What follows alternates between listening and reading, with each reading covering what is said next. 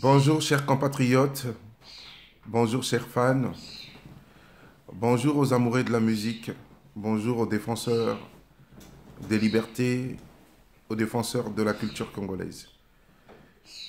Je reviens encore une fois de plus à travers cette vidéo pour pointer du doigt un comportement qui fait tache d'huile dans ce que peut représenter la diaspora dans toute sa quintessence.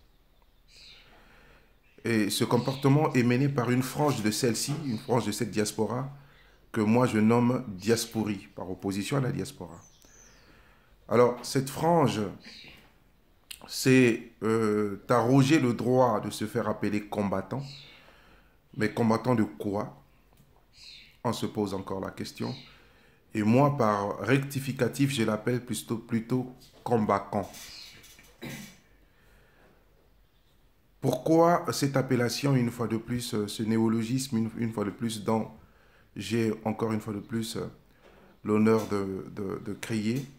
C'est simplement parce que cette drôlerie intimidante commence à exaspérer les intellectuels et les observateurs qui font partie de la diaspora. Alors, la liberté, qui est le substrat de la Déclaration universelle des droits de l'homme, dont Paris est la capitale, Paris, ville dans laquelle ces personnes mènent leurs actions contre la liberté, doit être protégée et dénoncée par des gens qui ne peuvent supporter ce genre de comportement. Mais si vous êtes dans votre liberté, les combattants, si vous êtes dans votre liberté de revendiquer, si vous êtes dans votre liberté de protester, mais vous devez aussi respecter la liberté de ceux qui ont fait le choix de soutenir l'événement qu'est le concert de Roga Roga. Mais la liberté consiste à faire ce qui ne nuit pas autrui, c'est ça la liberté. La meilleure façon de contester au nom je ne sais de quelle idéologie ou de quel intérêt le concert de Roga Roga, c'est de s'abstenir à toute participation. Le boycott, au sens gandhien, c'est la non-violence. Où sont les intellectuels? Où sont l'intelligence, où est l'intelligentsia de cette opposition qui ferme les yeux, qui baisse les yeux devant ceux qui ont décidé de saper la culture qui est l'âme d'une nation. La culture qui est l'âme d'une nation.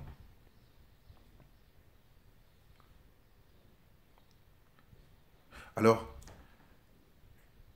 je conçois que vous ayez le droit de revendiquer. Mais ce que je ne conçois pas, c'est que vous vous arrogez le droit d'empêcher les autres d'exercer leurs droits. Quel démocrate êtes-vous? Si déjà même que vous n'êtes pas au pouvoir, vous posez déjà un certain nombre d'actes et comportements dictatoriaux. Quel est le Congo? Quelle est la conception de votre Congo à vous de demain? Si vous ne pouvez laisser le Congolais lambda, le Congolais d'exercer son droit. Et voilà. Ce comportement, ces genres d'attitudes sont illustratifs de ce que vous ferez du pouvoir demain si jamais votre combat, vous le réussissez. Alors, moi, Christelle Bayonne, communément appelé DJ Zidane, je dénonce avec véhémence ce comportement de ce groupuscule une dizaine à peine de ces personnes qui font tâche à ce que peut représenter une diaspora. Ces gens sont de la diasporie. Et donc je demande à toute la diaspora congolaise,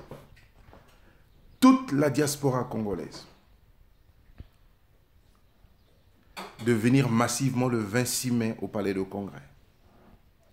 Même ceux qui n'avaient pas prévu venir à ce concert, au nom de la défense de la liberté de choix, la liberté d'opinion, la liberté de circuler, la liberté d'aller et venir, je demande à tous les Congolais de la diaspora, ceux de Belgique, de la Hollande, de Suisse, de France et de partout d'Angleterre, de venir massivement à ce concert parce que, à travers l'acte de participer à ce concert, nous allons mettre terme à cette drôlerie qui commence à durer. Venez signer l'acte de décès de ce prétendu combat qui commence à salir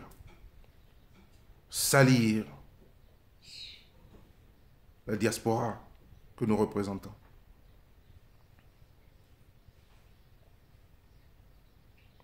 Par ailleurs, l'événement du 26 mai, le concert de Roga Roga, étant un concert mené par le premier groupe musical africain, je lance un vibrant appel à tous les Africains, Camerounais, Ivoiriens, Centrafricains, Guinéens, Maliens, Sénégalais, Gabonais, Tchadiens, Comoriens,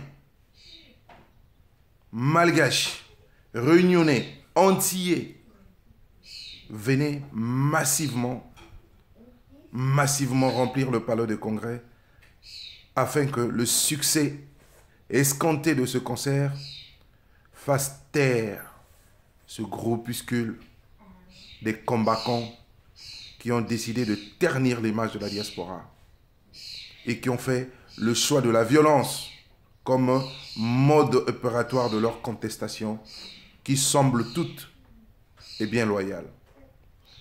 Merci. C'était votre humble serviteur, Didier Zidane, le Dalai Lama, le Vavavoum de la ville, toute la ville en parle. Merci.